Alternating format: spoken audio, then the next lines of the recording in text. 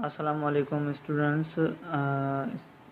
पिछली वीडियो में हम जो हैं वो प्रॉफिट के बारे में बात कर चुके हैं कि प्रॉफिट आप कैसे फाइंड आउट कर सकते हैं और प्रॉफिट परसेंटेज को कैसे फाइंड आउट कर सकते हैं।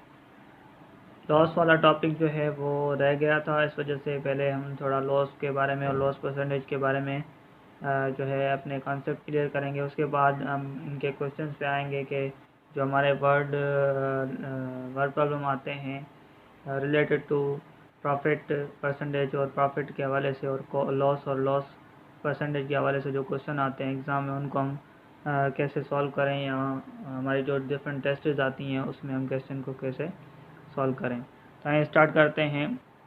जो लॉस है वो लॉस का जो फार्मूला हमारे पास है गिवन है, loss is equal to cost price minus selling price. अब लॉस क्या होता है बेसिकली, जब आप कोई चीज़ खरीदते हो, सपोज़ आपने 10 रुपये में चीज़ खरीदी और आपने 7 रुपये में उसको बेच दी। 10 में ख़रीद कर अगर आप 7 रुपीज़ में उसको सेल करते हैं तो लाजमी आपको उसमें क्या होगा, लॉस होगा। तो 10 में आपने ख़रीदी और उसको आपने जो है 7 रुपये में सेल कर दी, तो 3 रुपये आपने लॉस आपको हो गया। ये तो हम 3 रुपये बज़ाहिरी लॉस ऐसे फाइंड आउट करते हैं, लेकिन लॉस इन परसेंटेज कैसे फाइंड करते हैं, लॉस को या इससे ज़्यादा अगर कोई वैल्यूज़ होती हैं उनको कैसे फाइंड करते हैं, तो उनको हम आपको सॉल्व करके दिखाएंगे। सपोज़ करें यहाँ पर कुछ फार्मूले के हिसाब से मैं एग्जांपल लेता हूँ कि जो आपकी कॉस्ट प्राइस है, यानी जो चीज़ आप ख़रीदते हो, आपने एक पेन ख़रीदी है, जो पेन की कॉस्ट प्राइस है, कॉस्ट ऑफ अ पेन, जो पेन की कॉस्ट है वो आपकी है 10 रुपीज़, ठीक है। और आपने उसको सेलिंग प्राइस जो है सेल किया है, जो सेलिंग प्राइस वो आपकी है 7 रुपीज़। अब कोई चीज़ आप 10 रुपये में ख़रीद रहे हैं और 7 रुपीज़ में उसको सेल कर रहे हैं, तो अभी वैसे हमारे यहाँ पर क्या होगा, लॉस होगा। तो लॉस कितना होगा आप इस वाले फार्मूले में पुट करके निकाल सकते हैं, ठीक है। तो ये फार्मूला यूज़ करते हैं। यहाँ पर फार्मूला हमारा है loss is equal to cost price minus selling price. अब देखें, ये जो है हमारी वो कॉस्ट प्राइस है, ये CP है कॉस्ट प्राइस, यानी कि मैंने लिखा हुआ, ये जो हमारी SP है यानी कि सेलिंग प्राइस है, ठीक है। अब इस फार्मूले में आप पुट करें, लॉस का फार्मूला क्या है, कॉस्ट प्राइस कितनी है 10, सेलिंग प्राइस कितनी है 7, cost price minus selling price, cost price minus selling price is equal to 3। ये 3 हमारा क्या आ गया, ये 3 हमारा आ गया लॉस इन रुपीज़। अब इस लॉस इन रुपीज़ को अगर हम परसेंटेज में फाइंड करें कि कितना परसेंट हमें लॉस हुआ है, तो चलें लॉस इन परसेंटेज के फार्मूले की तरफ चलते हैं। लॉस इन परसेंटेज का फार्मूला हमारे पास है loss divided by cost price multiply by 100।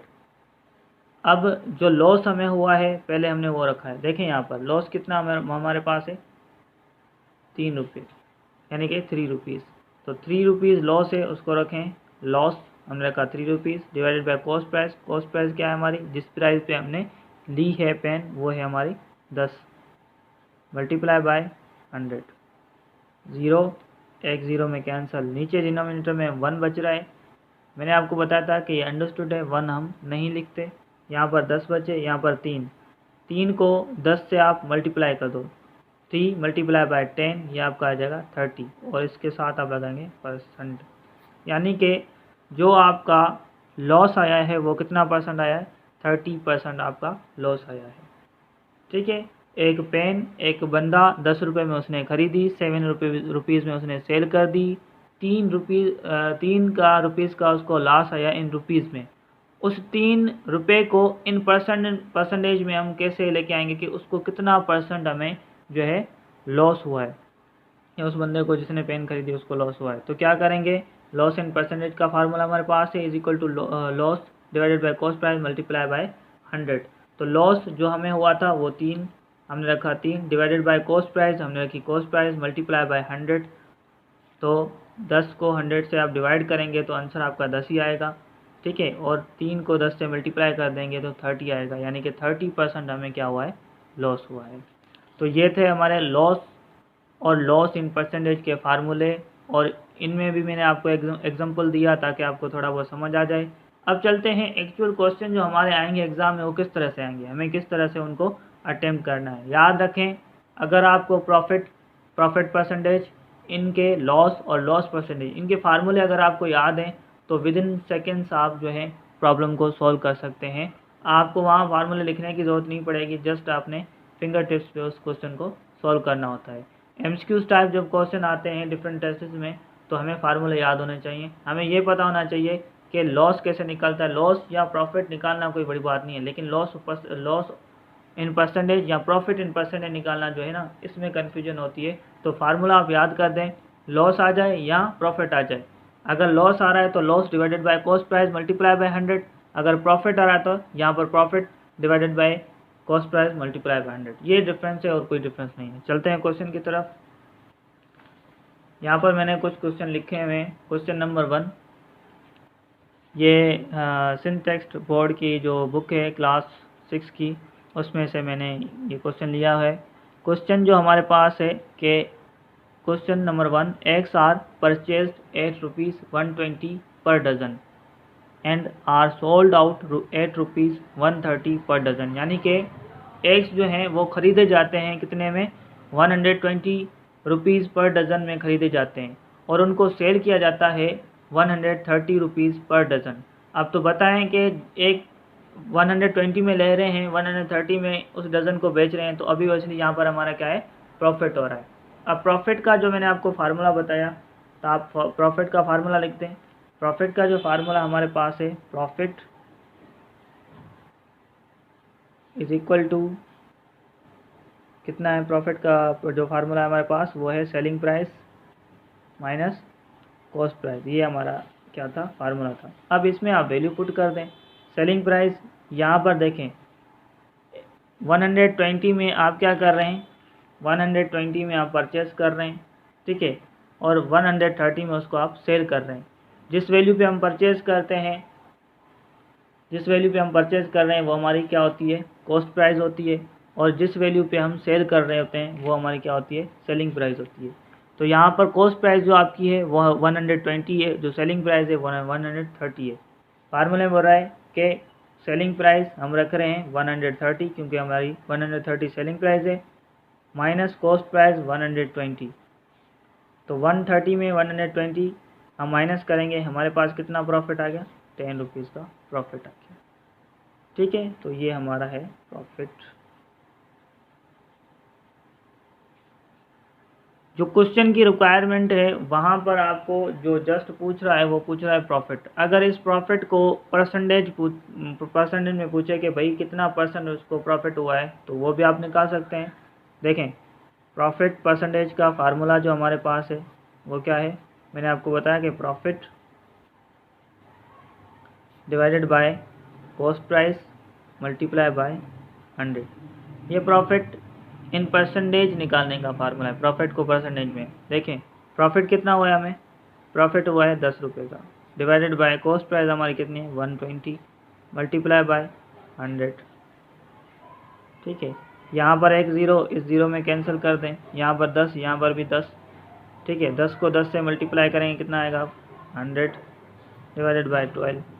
100 को 12 से डिवाइड कर दें, 2 की टेबल 6 टाइम, 2 की टेबल 5 टाइम, 0 अगेन, 2 की टेबल 3 टाइम, 2 की टेबल 25 टाइम, और यहाँ पर 25/3 अगेन टेबल आप लगाएंगे यहाँ पर, तो देखें 3 की टेबल यहाँ पर 8 टाइम लगेगी, यहाँ पर 1 टाइम लगेगी, यहाँ 1 बचेगा, यानी 8 पॉइंट, और ये कुछ हमारे पास आएगा 3। इस तरह से ये आंसर आपका चलता जाएंगे। 8.33% आपका जो है क्या आ गया, प्रॉफिट आ गया। ठीक है, अब ये कैसे मैंने किया, देखें अगर आप इसको डिवाइड करेंगे 25 डिवाइडेड बाय 3 करेंगे इस तरह से, 25 डिवाइडेड बाय, यहाँ मैं कर लेता हूँ 25 डिवाइडेड बाय 3। ठीक है, 3 की टेबल 8 टाइम, 24, 1 अगेन, यहाँ पर हम पॉइंट देंगे 0, 3 टाइम, ये इस तरीके से चलता रहेगा। ठीक है, तो यहाँ पर हमारा अगेन क्या बचेगा 1।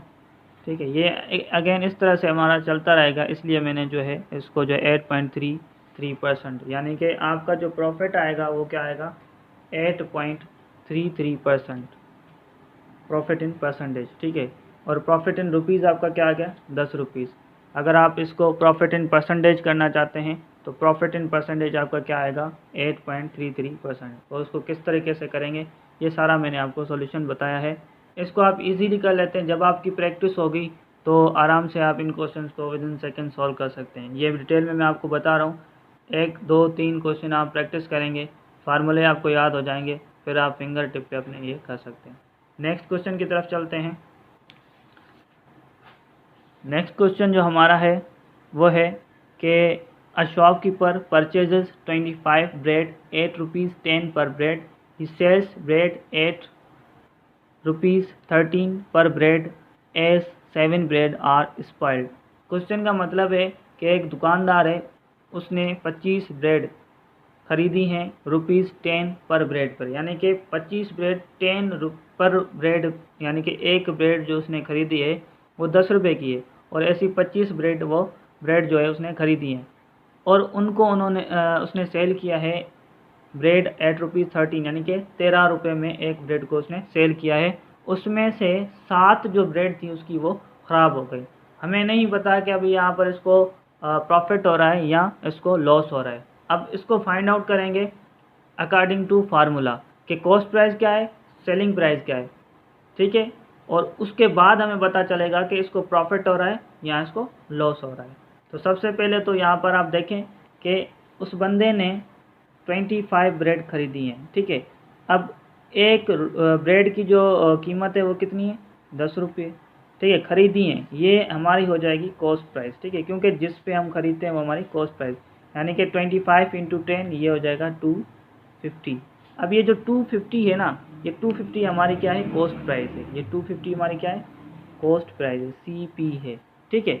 अब 25 ब्रेड 10 रुपये में खरीद रहा है एक ब्रेड, और 25 ब्रेड उसने खरीदी है, ठीक है। तो अब जो है वो क्या कर रहा है, सेल कितने में कर रहा है 13 में। अब उसके पास टोटल जो ब्रेड है वो 25 है, लेकिन उसमें से उसकी 7 ब्रेड जो हैं वो ख़राब हो चुकी हैं, ठीक है। टोटल उसके पास कितनी थी 25, लेकिन 7 उसकी ख़राब हो चुकी हैं। अब 25 में से 7 आप माइनस कर दो, बाकी आप कितनी बची 18। अब उसके पास जो रिमेनिंग ब्रेड हैं, यानी 25 में से आप माइनस कर दें 7, तो उसकी रिमेनिंग ब्रेड जो हैं वो कितनी बची 18, यानी 18 उसकी रिमेनिंग ब्रेड हैं जो उसके पास बची हैं, जिनको वो सेल कर रहा है ₹13 के हिसाब से, यानी ये रिमेनिंग ब्रेड है, और इन रिमेनिंग ब्रेड को वो जो है सेल कर रहा है ₹13 के हिसाब से। यानी कितनी ब्रेड उसके बाद रिमेनिंग है 18 मल्टीप्लाई बाय 13, ठीक है। तो 18 मल्टीप्लाई बाय 13 आप करें, 18 मल्टीप्लाई बाय 13 4 3 5, तो ये आपका जो आंसर आएगा वो आएगा 234, ठीक है। तो ये जो 234 है ये हमारे क्या है, ये सेलिंग प्राइस है। 18 के हिसाब से 18 ब्रेड है उसके पास, और 13 के हिसाब से, यानी 13 रुपीज़ में वो सेल कर रहा है। अब उसकी जो यहाँ पर 25 ब्रेड उसने खरीदी हैं 10 पर ब्रेड, यानी कि 10 रुपये में एक ब्रेड, और उसकी जो हमारे पास कॉस्ट प्राइस है वो 250 है। और उसने जो उसमें जो 25 में से 7 ब्रेड ऐसी जो थी वो ख़राब हो गई, ठीक है। अब उसके पास कितनी बची 18 को वो कितने पे सेल कर रहा है 13 के हिसाब से। 18 इंटू 13 हम करेंगे तो हमारे पास जो आएगी वैल्यू वो आएगी 234, 234 जो हमारी है, ये जो 234 है ये हमारी क्या है सेलिंग प्राइस है, ठीक है।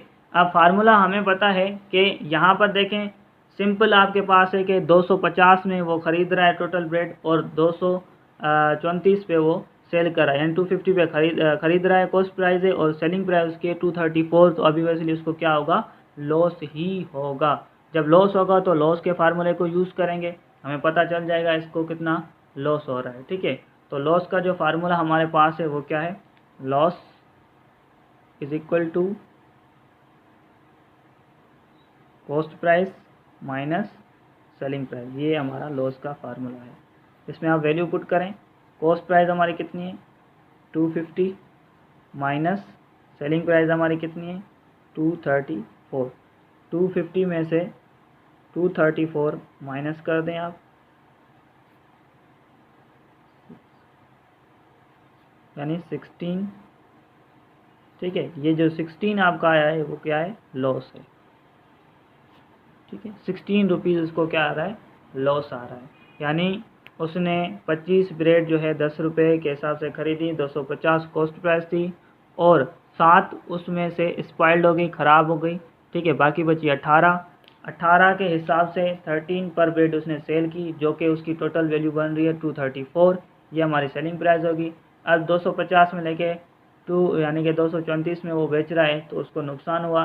नुकसान कितना हुआ उसको, 16 रुपीज़ उसको जो है वो लॉस हुआ है।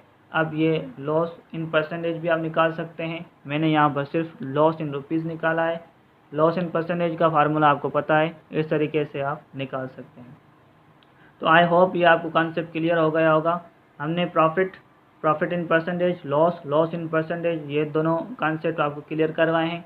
पिछली वीडियो में मैंने जो है प्रॉफिट और प्रॉफिट इन परसेंटेज के बारे में बात की थी। इस वीडियो में मैंने लॉस इन परसेंटेज और कुछ आपके साथ कुछ प्रॉब्लम भी शेयर किए हैं। आई होप आपको ये क्लियर होंगे। अगर आप इस तरह की मज़ीद वीडियो देखना चाहते हैं तो मेरा चैनल ज़रूर सब्सक्राइब करें और लाइक ज़रूर करें, और कमेंट में ज़रूर बताएं कि आपको जो है ये कॉन्सेप्ट क्लियर हुए हैं। अगर नहीं कोई ऐसी चीज़ जो आपको मज़ीद सीखनी है तो कमेंट बॉक्स में वो कर दें, ताकि मैं उस पर भी वीडियो बनाकर अपलोड कर सकूं। Thank you.